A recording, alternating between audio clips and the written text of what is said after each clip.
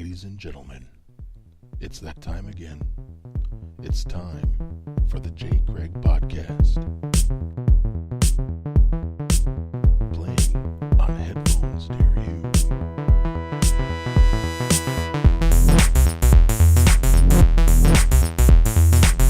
Jason Catron, Greg Miller. you know what time it is? It's time for the podcast time. It's podcast time. Podcast time. Podcast time. Podcast time. Podcast time. I'm not drunk enough for this. What should we talk about? Craig, Yes, Jay. we need to talk about the midpoint. Jason, what is a midpoint? Okay, so this is the thing that I've been going over and over and over again for about 5 years. The midpoint is something that when you look at screenplay books, when you look at film schools, they always touch on something called the midpoint, but they never really go after Get what into it the really details of Yeah. why it's important on and why how it's important there. it is. I'm going to make a very broad comment that About a broad. movie has to have a midpoint in order to be successful and good. I agree with you, but before we move any further, we have a special guest this Oh my God, evening. he's here! Sitting right next to us in our midst is Bob. Say hi, Bob. Hi, Bob. Yeah, I was just wondering about that. Like, When we're going to introduce you? or yourselves. They know who the hell we are. We've already done this a couple But times. If they don't know but who they we might are. not know who Bob is. Yeah. Oh, I'm okay. Jay. And you I'm just Craig. And this is Bob. Okay. Hi, everybody. And you just go right into it. We just right? go You right Oh into yeah, dive in. we're not messing All right. around. No, we got a lot. 2 hours comes quick. There's no time for bullshit. I got you. All right. I'm just, So, it's all new. to Right, me. so instead of jumping right into midpoints, we have Bob here today to just kind of be a part of this, and see what we talk about and see how he can interject. And I know he's going to have some really good points and some feedback. So. Ollie might even have some good midpoints. Yeah, and remember, you so might. about maybe 5-6 years ago, I had Bob in our last house, and we were in the back room looking at movies, and we're talking about the midpoints. Do you remember this conversation? I do. That's the first time I actually ever heard Exactly, of it. and so Yeah. we came up with a bunch of movies, like our favorites: Jaws, Raiders of the Lost Ark, Star Wars, everything, and we started thinking of what those midpoints were, and then we put them in the DVD Then we player. put them in, yeah. And then it was Oh, that very nice. moment, right? Okay. And he was like, "Holy shit!" Like, Well, I that's the never thing. considered it. If you never knew about it or heard about it, unless you took like a screenwriting class or something, it would never occur to you. But once it's pointed to you, to this day, since you pointed it out to me, in every movie I think about it now. Yeah. Like what is the? And I find many movies where I can't find it. And okay, now let More me ask more you so this. nowadays. Yeah, Now, for when you sure. can't find that midpoint, how do you? I mean, not that you're thinking that you're not finding the midpoint while you're watching it, but if No, that it's midpoint's afterwards not I think there, about it. Yeah. was that movie any good? Did it resonate with you? That's a tough question because I have to think about what those movies were. That's the thing. Because here's the thing: the movies that I don't like, I find don't have midpoints. That do something different. They're They have to do middling and something. directionless. So a midpoint is supposed to. Explain to everyone what exactly a midpoint is and what it's supposed to do. That's a great question. Okay, the midpoint is just that, the middle of the story. It is the center. And when it gets to the midpoint, something changes. Something has to go in a different direction to send your character and the drama and the new goals into a different direction. Without it, you have this kind of meandering around aimlessly kind of aspect going on. But when you have that defined midpoint, it changes everything. It really, truly does. The main character is being driven by a want. He always has that. Being driven there's by the a want. irritating incident, right? And then, typically in the midpoint, a good midpoint, the want reverses and the want changes. Right. And the character, through whether it be external or internal forces, wants something else. Right. That drives them through the second half of the story. And if you So don't they- have that, it falters. I mean, it's part of the character's arc. Right. They start one way, and they end another. Exactly. In a good movie. In a good movie. And we're going to give some suggestions today. I know I wrote down a couple. I would need some I'm- examples. exactly, because like I say, when you look at screenplay books, the midpoint is always talked about, and it's about a paragraph. Right. It's not even a chapter. A book could be written about this topic because it's where screenplays fail. I'm gonna throw one example out here because it's a great example for me. It's an older movie, and if you haven't seen it, you should seek it out. Kramer versus Kramer Oh. has an excellent midpoint. The movie starts with Dustin Hoffman's character. He's pretty much selfish. He's absorbed in his work, and his wife leaves him. He has no interest in taking care of the wife. For those who haven't seen it, Dustin Hoffman is married and has a young son. and he's kind of self-absorbed, but he's pretty selfish, doesn't pay attention to his kid or his wife that much. Who's the wife? Meryl Streep? Meryl Streep's the wife, yep. And his wife leaves him. And she just flat out leaves. So she just packs her stuff and she's gone. She's out of their lives completely. And he's left with his son. And he doesn't have a lot of interest in trying to deal with his kid. You know, he still wants to work. He still wants to be doing what he wants to do. He starts, you know, going out. And he doesn't have a lot of interest in his son at all. At the midpoint is when he finally gives himself over to wanting to be with his son and develop a relationship and be selfless with his son, and gets, you know, he takes a lower paying job so he can have more time with his kid. And right at that moment when he gives himself over to his kid, the wife comes back into his life and says, I want my son back. And now he has that decision to make. Yes, now his want has changed. His want to get rid of the son and so on, and now he wants to keep his son. Right. And it becomes a power struggle between his what can be considered his ex-wife and himself to keep the son. And at the end of the movie, the wife, obviously, she gets custody of the son. 30-year-old movie. You know, yeah. If you haven't seen it, you know. Yeah, tough shit. Sorry.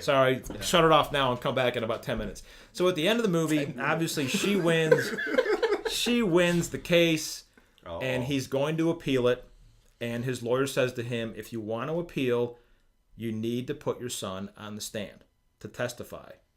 And he says, I can't do that to my son. I just let it go.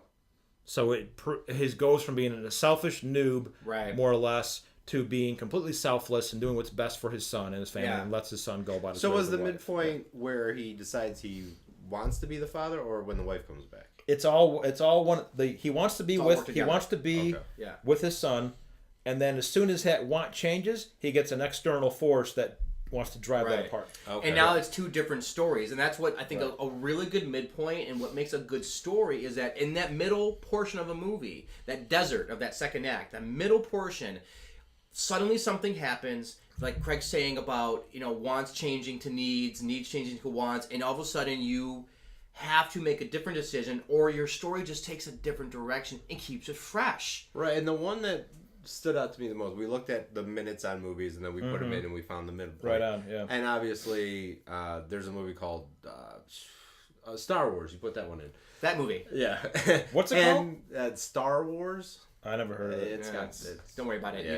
It's not worth I'll check it out later. Anyway, well then, if you haven't seen it, the spoilers, the midpoint is this planet blows up right in the middle as they're going there. That's the whole point, is that they all these characters want to get to this one planet. And once they get there, they find out it's not there. Right. It's gone. That was the exact right, because their whole goal was to get to that planet. And that's what drives the first half of the movie, is characters are driven to a goal. Right. And then at the midpoint, that goal changes. It separates it. Yeah. So I'll give one quick example. We all love Jaws. Yes. Right? The middle of the story could be looked in two different ways. It could be the moment where... Jaws or Yaws? It could be a Jaws. soft J. Jaws. Not the Swedish version. Okay. Yaws in Prague. In Prague, it's Jaws. So you have... The midpoint, it could be either looked at in two... Because obviously this movie was not made based upon the screenplay. No, they were writing it on the set. Right. So the midpoint, I think, and also was made in the editing room. A lot of it was take care of in the editing room, right? Star Wars, yeah. So what happened in the middle is you have the moment where Sheriff Brady's son's getting attacked, and now he's taking it personal. In the pond. Right, in the pond. Yeah. But you said Brady. Have Brady. Some more whiskey. Brody.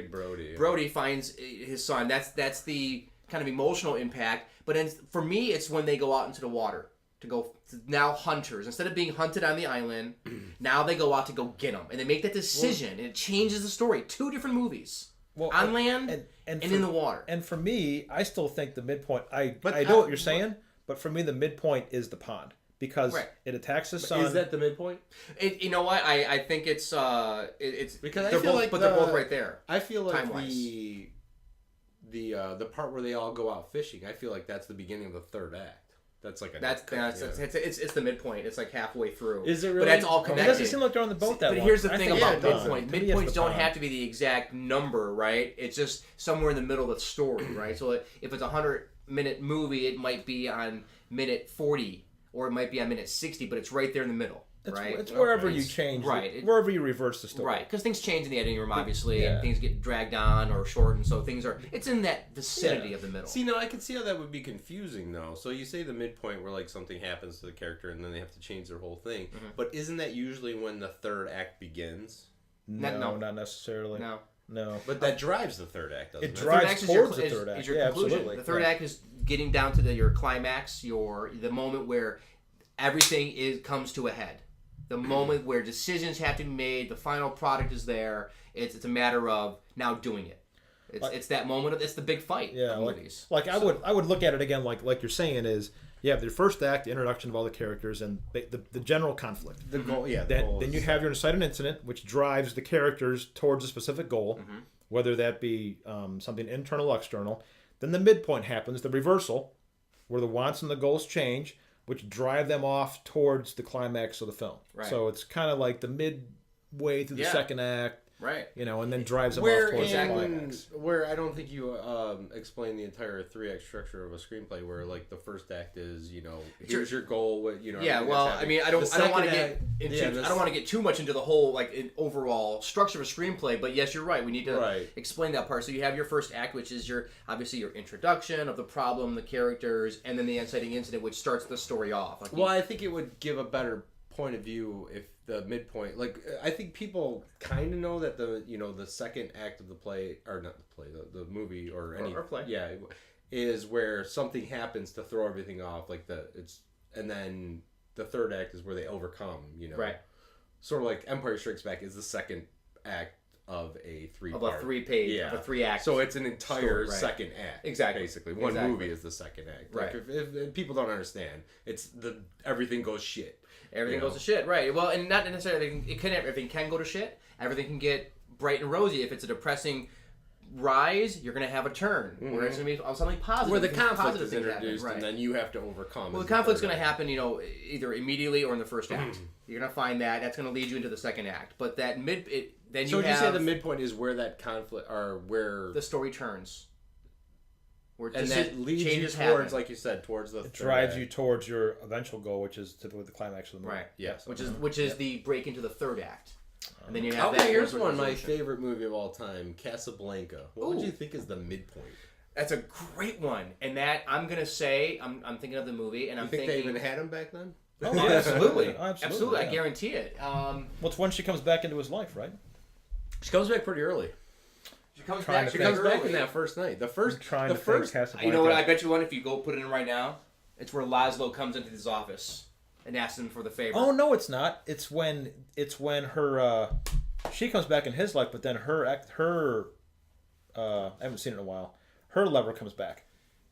No, everything changes. He was with her when they came together. But it's when her lover went and met Rick in the office at nighttime and quiet and asked him that he needed his help. Oh, yeah. That's it. Right? So now it makes who you have Rick, and you're right, from Casablanca, Humphrey's character, right? You have a character who does not want to get involved. Right. Who does not, and then all of a sudden what happens? And that's inciting what he's incident, known for. He Elsa. Take sides, inciting incident, Elsa comes back into play. Right. And then there's the flashback. And then you have the midpoint, which is, so now you have a guy who does not want to get involved. Oh shit, she's back. I gotta fight off this, and now this happens.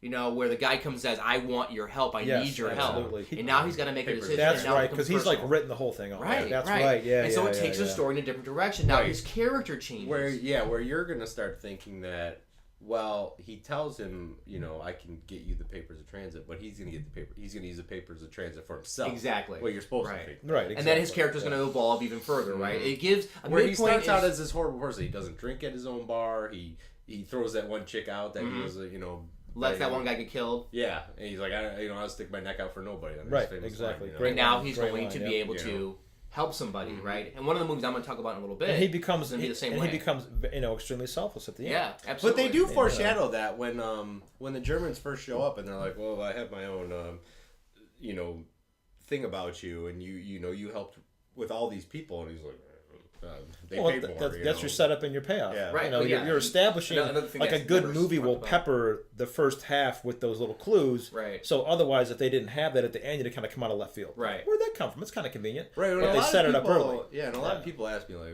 "What's your favorite movie?" And you would think it'd be something like Star Wars or whatever. But my favorite movie is Casablanca. I think it is a perfect. It's an amazing movie. The script is perfect. Absolutely. Yeah, every Well, line of dialogue. it has perfect A/B plots. Uh-huh. They're That movie is in my top for absolute sure. So we have So since you brought up Casablanca, it has Hi, the same kind Tina. of character. Hey Dave. Hey babe. What's up?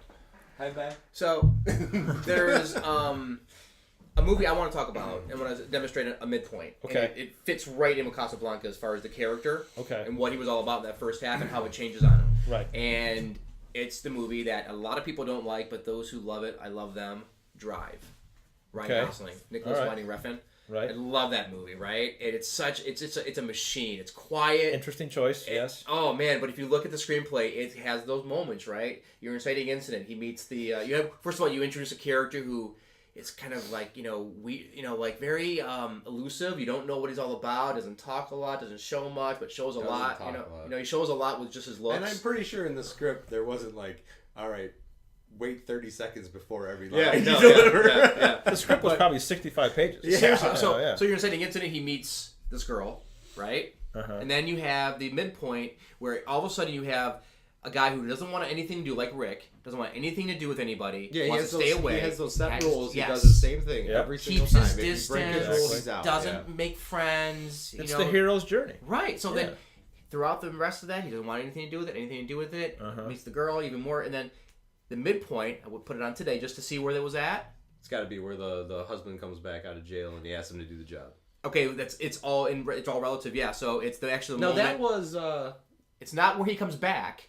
It's where he comes back, and he comes back into the. It's after he's been back, but he comes into the house one day, or the apartment complex, Yeah, and right. he's been beaten to a pulp. And Yeah. But the Right. real inciting incident, I kept watching, and I'm like, okay, that's the heart of it right there. Right. Shortly thereafter, the son gives him the bullet and says, the bad guys give you that. Oh, He's yeah. like, they told me to keep it, and he's like. Oh, okay, I'll take care of that for you. I'm gonna keep this, okay? Yeah, that right there. That's what convinces him. Yes, That's what convinces That's him. what convinces him to go help the Yeah. the father, right? Because he was staying out of it. Yeah, He was staying out and of it. it was and guess what? Music cue even. Yeah. The music change where he hears it, you're like, now it's personal. And Well, now it's not music just cue. It was a music cue. It was amazing, and that's a midpoint. Hey, you said but I it haven't changes seen the it since story. I saw it with you at the movie theater. That was Oscar Isaac? Yeah. Okay. Yeah, but here's the What a thing great about actor, by the way. He is What a so great versatile, actor. man. He's so versatile. So Yeah. fantastic. So here's the thing about midpoint, though. So because of that midpoint, now instead of being a selfish character, all of a sudden now he's got an investment. He already likes the girl. The son's kind of cool, but because of that moment, now he's like, I'm gonna fuck these guys up. right, but and he goes on a binge, man. Of just But fucking what people happened? up. His want changed. Yes. He wanted to be Exactly. alone. He wanted needed to be stay out left of it. alone, Uh-huh. or wanted to be left alone. Now he Right. needs to help. Well, because he wants to help. Right. Exactly. He has to make the decision to. Yeah. But he's like this reserved, quiet guy the whole movie. He fucking stomps the guy's head in. Well, she unleashes that beast. Yeah, it's know? awesome. It's so weird. It's just so. It's like that's who he was and that's who he is, and he hides it. And then it comes out. What I love about that scene where he stomps the dude's head in the elevator is after he does it.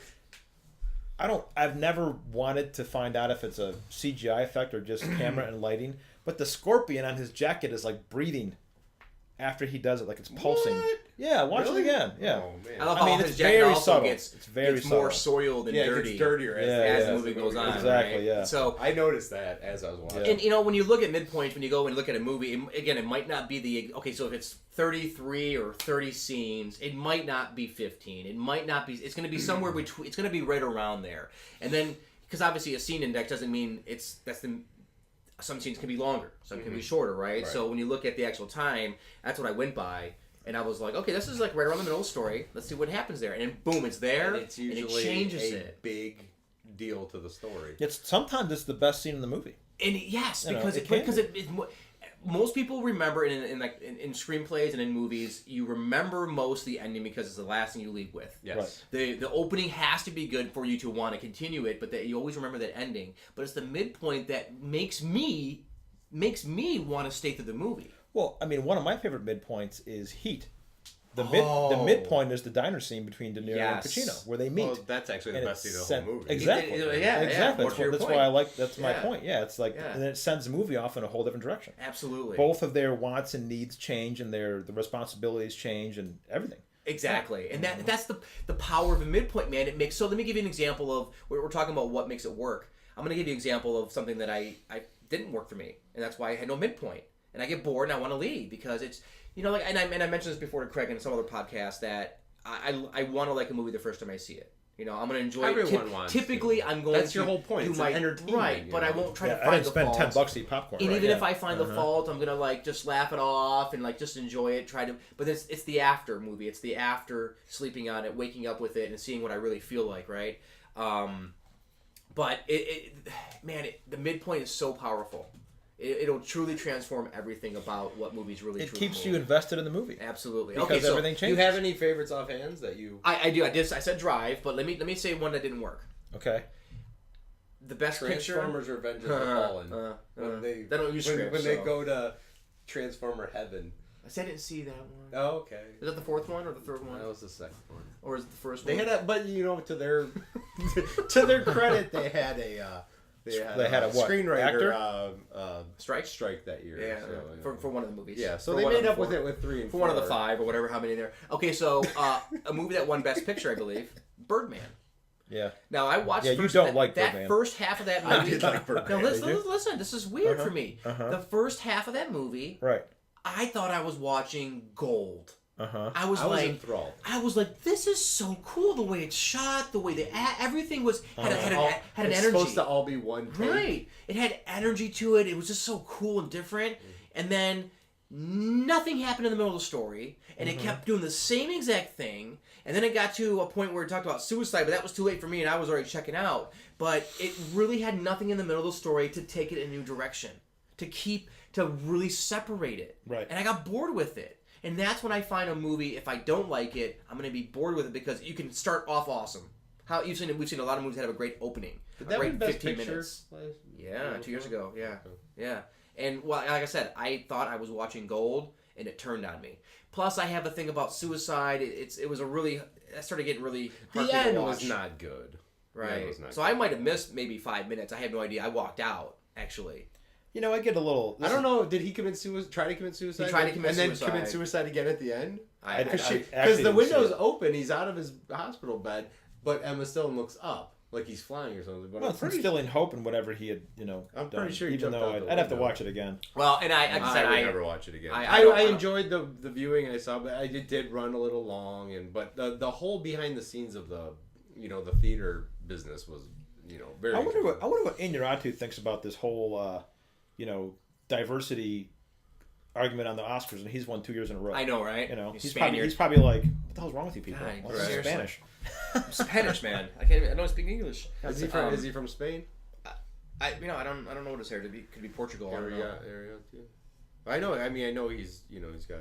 I don't know. I actually don't. I don't know his where he comes from. But I like when it's an emotional context that changes a story. Like a good one that I like is I just thought of this as you were talking is Being John Malkovich.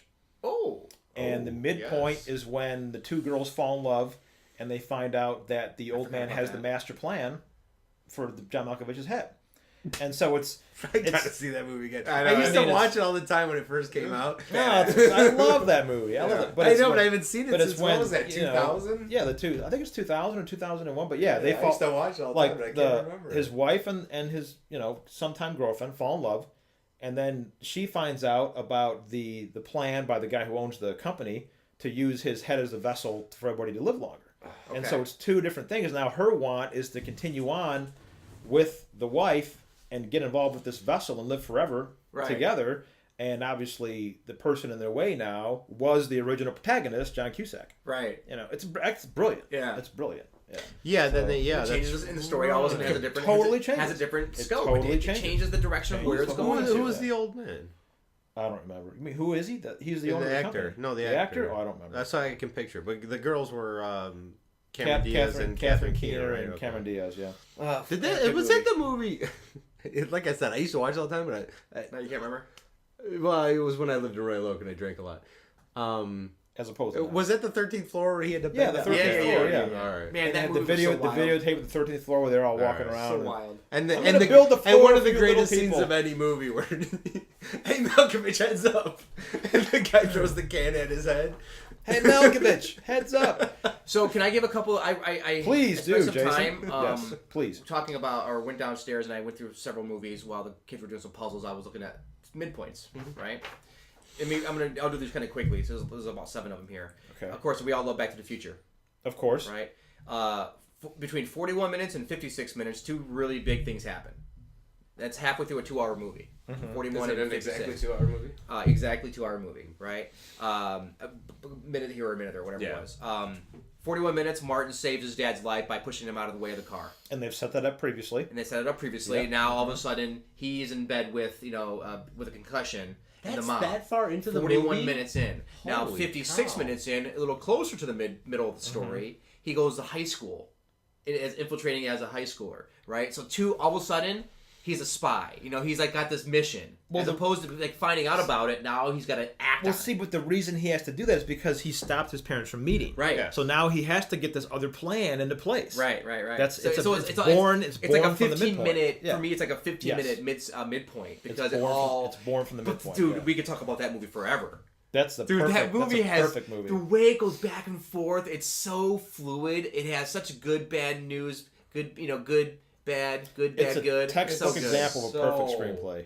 Textbook. fun. It's such a good movie. It's so well orchestrated. Amazing. You guys talked about your disappointments yesterday, or whatever. Yeah. Talk about part 2. I was like, well, but it's still better than most sequels out there. right, but you I was know? just like, I was expecting. something. You know, I it's even really, like 3, man. I like all it's of the really movies. hard when They're fine, but the first one is The first one's so genius. good. It's so the problem it's such with a movies like masterpiece. that is made by anybody else on its own is a perfectly fine movie, but you match it against the first Back to the Future, and you're Right. like, Right. it's not any Exactly. good. Exactly. Like most sequels, Exactly. for that matter. Yes. Especially those sequels of that decade, where they were usually just rehashes of the original. They Like, did now, really- like now they plan them, you know. Yeah, But now they back continue then, the story. Yeah, if a Yeah, movie yeah. was successful, they're like, oh, we'll just do that again, you know. Exactly. Just for Well, yeah, I'm look pretty at sure, bullshit. like you were talking about Ghostbusters 2 is Yeah. basically Ghostbusters. Caddyshack 2 is Caddyshack, you know. Lethal Weapon 2 is basically Lethal Weapon. Short Circuit 2. Yeah. Oh, I'm Same sorry, thing, go yeah. on with your... No, that's cool, man. That's what these things do. We go on tangents, right?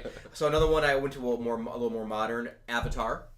Okay, it's Cameron is known for he does really well with his inciting incidents, midpoints, and his last act structure. He's really good at setting things up. It's not a great movie, so I'm not saying that this is a great, but it has a great midpoint. The very middle of the story, 121 minutes in of a 241-minute movie.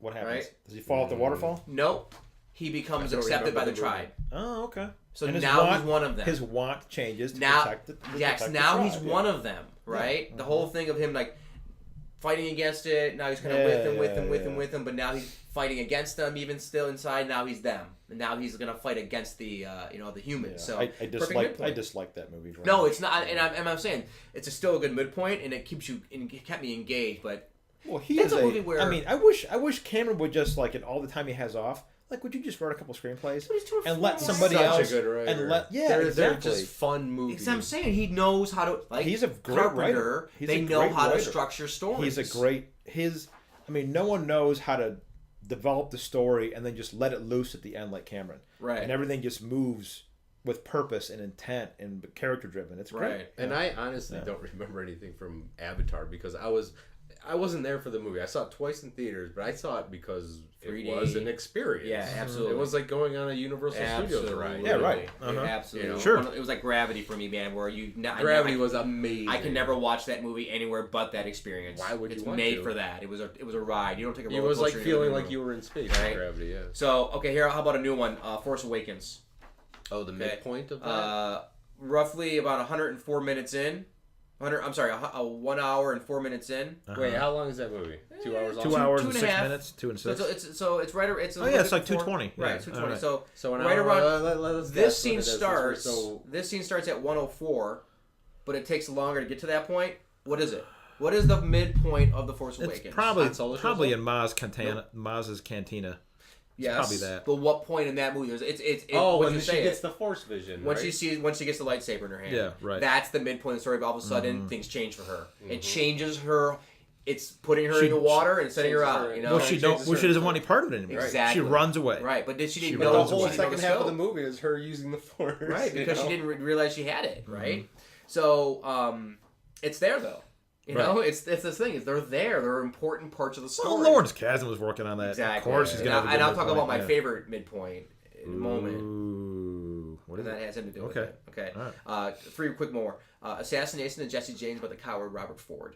One of my favorite movies of that. Well, my favorite movie of that year, which I think was 2005 or 6. No, when we watched it at your house, it was 08, I believe. Was it really that late? Yeah. Okay. Remember every year I would bring Right. you one movie? Yeah. It was that. Yeah. Oh man, I wanted to. Is hug it you. when? Like, you have to is watch it, this movie. Is it when Jesse humiliates him? No. No. I believe, and I could be wrong. You know, these are Okay. obviously That's a a long lot of movie. these could be up for interpretation yeah, right. and whoever thinks of it. But Sure. it's where Jesse confronts Charlie Ford alone, and he shows that he knows that he's onto his shit. Like he shows a suspicion. Okay. Right. And that's exactly at the midpoint of the time frame. Is that where Oh, he okay. takes Yeah. him to get killed? Yeah, but doesn't kill him. Okay. Right? He threatens him. But he learns it's that when he kills that. So it's that whole section of the story right there. Okay. That's the midpoint of the Who story. plays Charlie Ford? Sam Rockwell. Okay. Sam Rockwell. Yeah. I haven't seen it in a What while. a I thought it great would be. cast. I thought it would you be look with back the on it now, humiliating. everybody's in that movie. It's like, oh, man. But it Jeremy Renner, changes You his guys- mind on what he's doing for You us. guys notice how westerns draw these amazing casts? Oh yeah. People just want to be in westerns. because they're just a part want of to they're be part in of America. They're a westerns. part of Americana. Yeah, right. And they are a part. They're part of our backbone. Who doesn't want to right? play a cowboy with a gun in his head? Exactly. God's Exactly. sakes. I gotta know. say that's got to be so much fun for an actor. I Oh pulled my up to God, get pizza yeah. today with Levi, and there's a place that has like a bunch of old steel like things outside of the bar. Uh-huh. And Levi looks at it, or iron and stuff like that. Yeah, and he right, looks at it and right. goes, Dad, cowboys go in there. Cowboy. I'm like, why? He's like, "That's cowboys. There's a cowboy right That's there. what's cool about where I live is there's still. I It's all mean, baloney. granted they're I know, Costa right? Rican, but there's a lot of cowboys where I live. Granted they're Costa Rican Yeah, cowboys, right, but they're right. trotting on their horses and they're wearing their hats and just chilling out. You know, Do you guys know the movie The Getaway, the original? with Steve McQueen, yeah. Right, and course. the Sam Peckinpah movie. Yes. He's not ever known for being great with screenplays. They kind of go a little all over the place, but Sure. there's I never saw it's it. a really apparent moment. I didn't realize it was happening. I thought it was earlier on. I thought it was like the inciting incident, but it's exactly the middle of the story. So if you haven't seen The Getaway, it's about a Badass. badass bank robber, a Yeah. badass bank robber and his crew. He gets Right. out of jail at the beginning of the movie, and he's Right. been there for a while, so he gets out. Sure. And then when he finally gets in front of the person who got him out of jail, Right. with his wife, this is happens Kim exactly in the middle of the Basinger. story. Uh-huh. Yeah, the remake. He finds out that she slept with him Yes. to get him out of jail. Right. So then he pulls off the side of the road, slaps her, and they have their big fight. Uh-huh. And all of a sudden, his relationship with her changed the whole day. Now she almost ran away with the money later Oh, on. that's right, And then that's and then he has right, to track yeah, her yeah. down, and so it Yeah. creates more problems. So that's the Yes. midpoint of the story. It I just saw the changes the remake. dynamic. It was pretty much the same stuff. And I really like that movie, and I love Sam Peckinpah, man. He had some energy Sam to him. Peckinpah was a great His filmmaker. energy, man, was What so else has he made? crazy. Wild The Bunch. Wild Okay. Bunch. To name one Straw amazing. Dogs. Straw Dogs. Bring me the head of Straw Alfredo Dogs. Castro. Yeah, You know. yeah, some good. Alfredo shit. Garcia, excuse me. He Yep. did a Billy the Kid Western with I have it somewhere. I forgot who's in it, but it's like really Chris Christopherson plays I think Emilio Billy the Kid. Estevez? Oh. Yeah, and I think James Coburn. I forget who plays Coburn's got the plays greatest Pat voice. Garrett. I love greatest James voice. Coburn. Okay, Greatest so my last one Is is this- a truly amazing one because Okay. it's another James Cameron movie. I didn't realize I did that Okay. until this moment. Right on. Terminator. You didn't Ooh, yeah, realize that when great. you did Avatar to Terminator? No, because Avatar's over here. Oh, okay. Terminator's the last one. Terminator Avatar's is the second. another textbook example of a Yeah. great screenplay. It is. It is. very It has tightly everything. wound. It's So like a think clock. of aliens. So think about it. I mean, everything he does pretty Terminator. What is the midpoint of the story? Go. How long is that movie? About 2 hours? I didn't write down on time. Just think about what happened in the middle of the story. What would change the story? Let's see. Terminator goes. Is it before or after they fall in love? They have sex. It's before. Oh, really?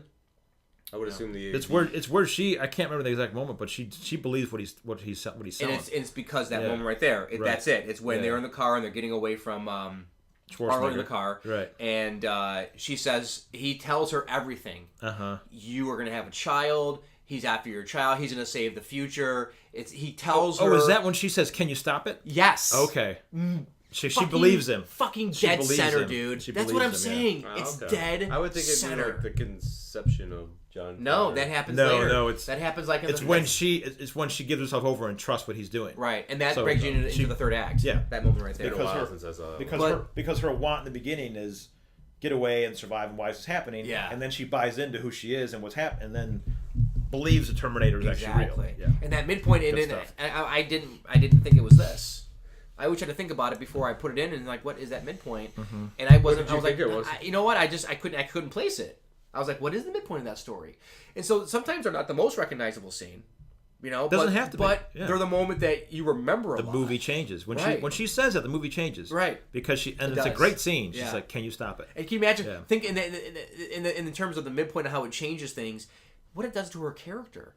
Right. She has had it blows her world into a whole new thing, right? Because she's like this waitress, she's got friends, and she's just kind of going through life, and then boom, all of a sudden she has she's gonna have a child, leader of the free world.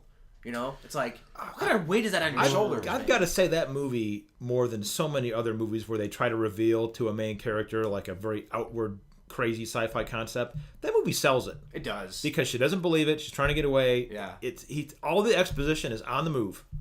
They never stop and is like, let me explain this to you. Oh, it's actually, if you think about it, it's actually a very simple movie. It's so well put together. It's engineered, and that's the thing. You need to have. You need to have a good opening, a good inciting incident, a powerful midpoint, an important midpoint, and then obviously your climax. And you have to have those moments. Without them, and you know what? It's not gonna What you two guys are saying brings up a good point.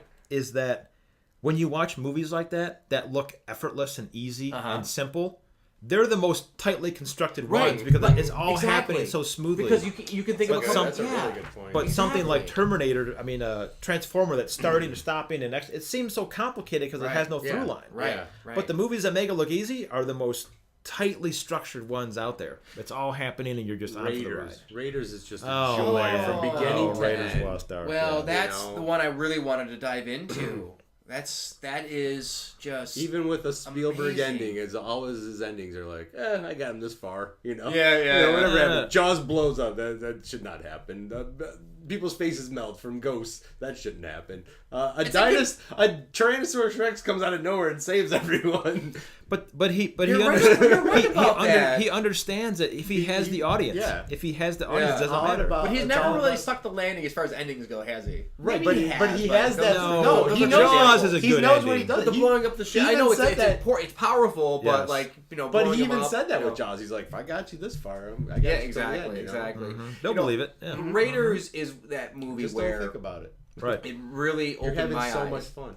Raiders does the same thing. Opens your eyes to what it really can do for a midpoint for a character. Craig, what's the midpoint of Raiders of the Lost Ark? Well of Souls. When he finds the Ark. So why is that important? For several reasons. It changes the trajectory of the story. In what way though? His want. Well, in one way, I'm going to go one way, and then you can add on to it. In one way, the main focus of the story is to find the Ark. Right. And in any other movie, he wouldn't have found the Ark until the third last act. Exactly. But in this movie, he finds it 1 hour into the movie. Yeah. Now what do you do? Exactly. The movie totally changes on a dime, and it's about keeping and jostling the Ark around. Exactly. Changes the whole movie. Isn't that amazing? Changes the whole movie. Because then now you have a different story. Absolutely. It's all of a sudden you have different energy, and you're like, oh, it's not more like, more the same. It's just, whoa, now where are we going? Right. Now what's going to happen? Holy Going crap. back to that point of a simple story, you take Indiana Jones out of that movie, same stuff all happens. He really has no. He has no on the whole plot. He really doesn't do anything. Watch He your finds mouth. the Watch your mouth. He finds There's the enough Ark. Indiana Jones. They're going to jump off the Tables and Oh, yeah, that's one of my favorite movies of all time. I'm just saying, if you pay attention, it's like, well, all this stuff still might happen. But you know that movie has the music cue even right there. The music cues in where there. he finds it, and all of a sudden he's got to keep it. And he's got to try to get it back, and then when she gets thrown in, now she's more involved. So it just he realizes she's alive because he didn't know she was alive until. Well, he found that before.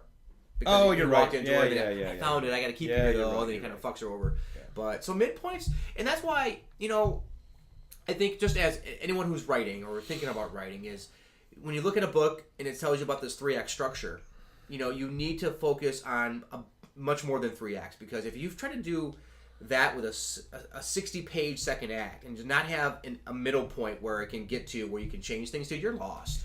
Well, you're going to be bored of it and your story's going to go nowhere. And the midpoint is crucial to the character's arc. Right? Yeah, exactly. It's crucial to the character's arc because they start one way and they change mid-story. But why don't these books that I read talk about the midpoint in more than just a paragraph? Because they try to break it down into the first, second, third, and fourth act. Yeah, but I've seen chapters on first acts and chapters on this. But I mean, midpoint really will save your movie. You know why? It will do so much for your movie. You know why they don't? Because it's a very simple concept that doesn't fill a whole book. I could sell you a book on 4 and 5 act structures and inciting incidents. Right. But if I said make sure there's a midpoint where everything changes, it's too easy. Right. It's too easy. Well, I'm it's glad not easy to write to. Exactly. But, I thought about this a while back and just with the whole midpoint thing, and I always wanted to talk about that. And I'm sure we have more. I mean, what's another movie that has how about another? Show me an example. Give me an example of a movie that you don't like, and let's look at the midpoint. Well, I want to do one of my favorites first. Please. Oh, a favorite. I want to do one of my favorite midpoints. I loved your first one. Just way out of the box. Before you go, just one question Bob, for you guys. Do you think this is true for outside of movies, for like novels or graphic novels or any kind of story? Everything.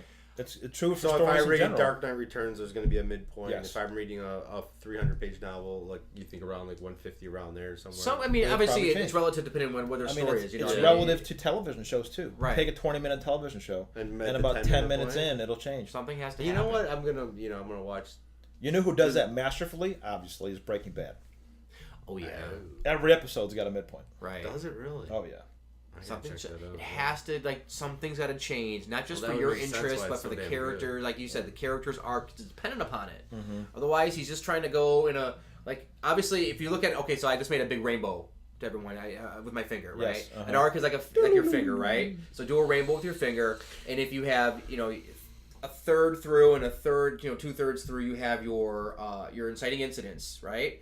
So if it's going up, it's got to come back down, right? So why that perfect spot right there in the middle to just translate that into something's got to change. Now we're going down. Yeah. Right.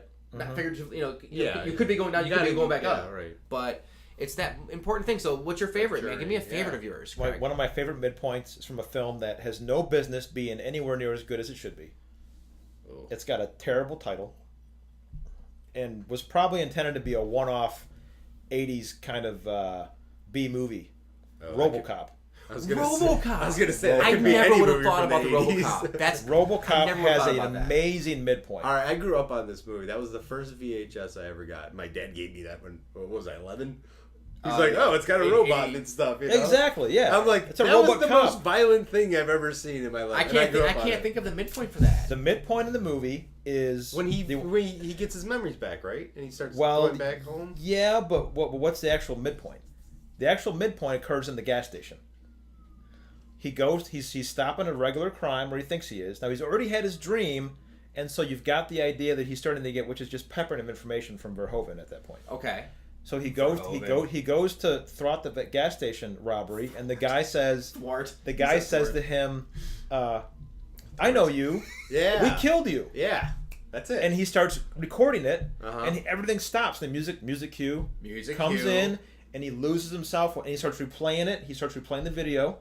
And then after that scene, he catches a guy, and who are you? And he wants now his want changes. He wants to know who he is. That's so awesome. And he goes on, and he doesn't do it. Awesome. And he doesn't do it through memories. He does it through detective work, which is fucking brilliant. Yeah. First, he goes to the crime database and plugs in the guy that he just saw and gets his MO and his known accomplices.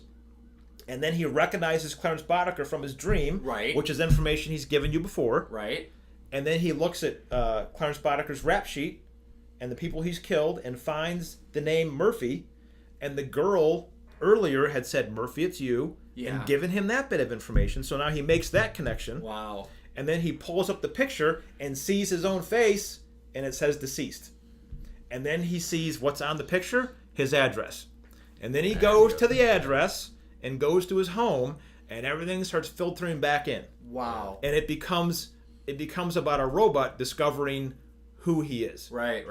And it changes the whole movie. Exactly. That's what I meant, like when his memories start coming. Yeah. back. Yes, exactly. But that's the the way thing he is, does changes it, the entire movie. way they do it is that whole sequence, which is probably like 12 to 15 minutes. He never says anything. Exactly. He says like five words. Yeah, you're right. All you're visual. Right. It's all visual. It's a great movie. And And it's another one of those movies where you watch it and you take it for granted because it looks so easy, and it's so tightly plotted and constructed. it is, so and that's well what it makes a good movie. I mean, you know, there's like movies out there that you might enjoy, like, and then I watch it again and I realize it's for shit. And then you look and why it's like because those moments aren't there to really like make that character change, not just excitement wise or just keep your audience interested, but it has to change things, man. Yeah, and it totally, like in that movie, the whole trajectory changes. Right. And he gets involved in the whole OCP plot and they're Yeah. going after the guys. And I wrote down one that was like from this year just to be kind of relevant. Oh, good. I wrote down Straight Outta Compton. Oh, sweet. Yeah. I love that What do movie. you think the midpoint is? Okay, hang on, okay. I never saw it.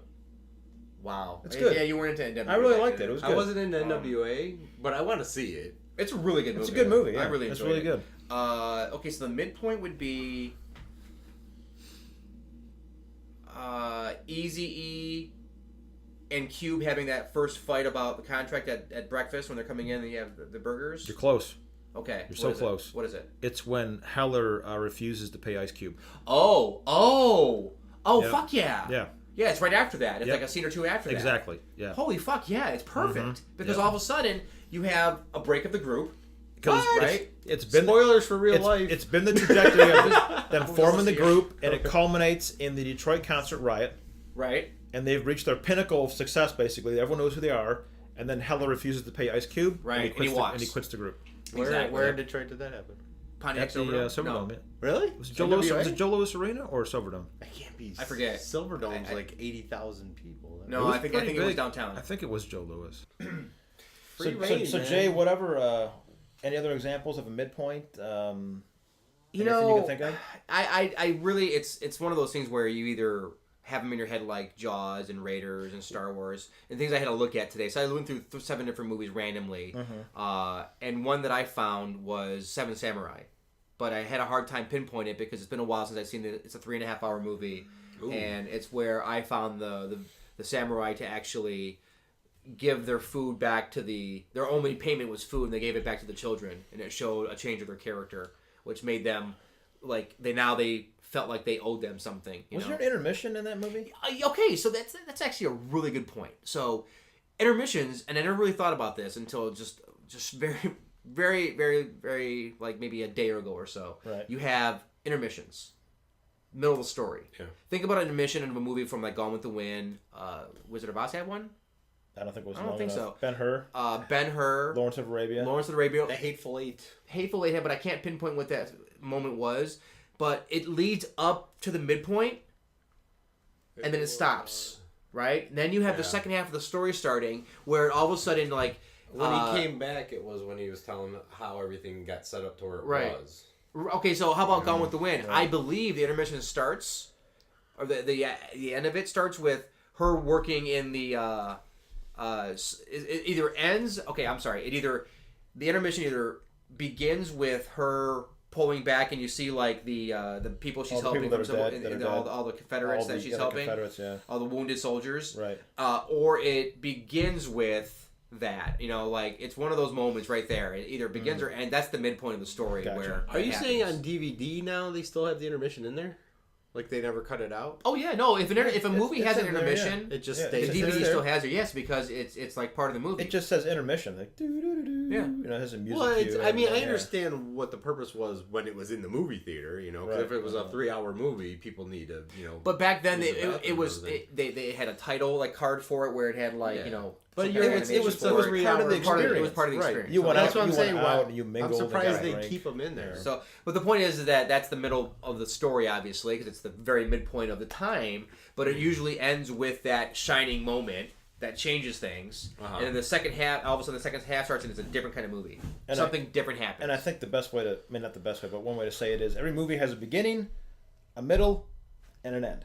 Right. Don't ignore the middle. Yeah, but everyone thinks about the 3-act structure, and then you have the middle. Your perfect example of how to finish this, Craig, is every story has a beginning, middle, and end. Yes. That is absolutely true. Nothing truer than that. So all you writers out there, think of that. Don't think of your acts. Think of the beginning, the middle, and the end, because it has to have a middle. Drive your characters towards the middle, and let them then go. reverse it. Exactly Yeah, right. isn't that a lot of people's complaints? Are like, oh, it kind of got boring in the middle, and then it picked up at the end. You know? Yeah, exactly. Because they don't reverse it anymore. Right. Well, not anymore, but a lot of movies don't reverse it. Right. Okay, so I watched Winter Soldier last night, and I'm just guessing the midpoint was where Armin Zola told him that S.H.I.E.L.D. was really... Absolutely. That's That's gotta be. absolutely. It's gotta be, That's right? It the changes the complete, entire right. movie. Complete Absolutely. midpoint, Put it in, I can guarantee you it is. That's the thing about midpoints is once you think about them... Right. Totally the midpoint. Yeah, absolutely. Totally the midpoint. And you can go through any movie, and I challenge anyone who's listening to this that pick a movie, your favorite movie, look for the midpoint, and I guarantee you it changes the story.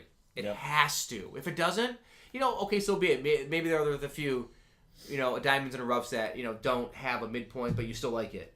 We all have movies that we like that we probably shouldn't, but we do. But maybe those movies still have a midpoint. That's interesting to look at. Look at a movie that you like as a guilty pleasure. If you like Coming to America. I don't like that term, guilty pleasure. If it gives me pleasure, why should I feel guilty about it? I like Batman Returns. I like Roadhouse. I like Cocktail. Cocktail's a great movie. Roadhouse. Are you and my wife going to have a podcast about Roadhouse soon? Well, she was just asking me. We should do that. I'm surprised I came back. We should do it. Watch your hands. So Bob's been gone a while. It was. No, we were talking. So, at any rate, folks, I hope you enjoyed Midpoints. This is a cool topic. I really wanted to talk about this. So, thanks for indulging me. And if you have good examples or bad examples, or want to talk further about midpoints, or have some questions, Throw them at. Contact us at thejaycraig.com. jaycraig.com. thejaycraig.com. thejaycraig.com. The J. Craig. Bob, What? it's been a pleasure. Well, Been thanks a pleasure, for having Bob. me. Maybe I'll come back again. I think we should. That'd be You know great. what? Hey, are you gonna go give Tina a massage, or are you gonna stay up here?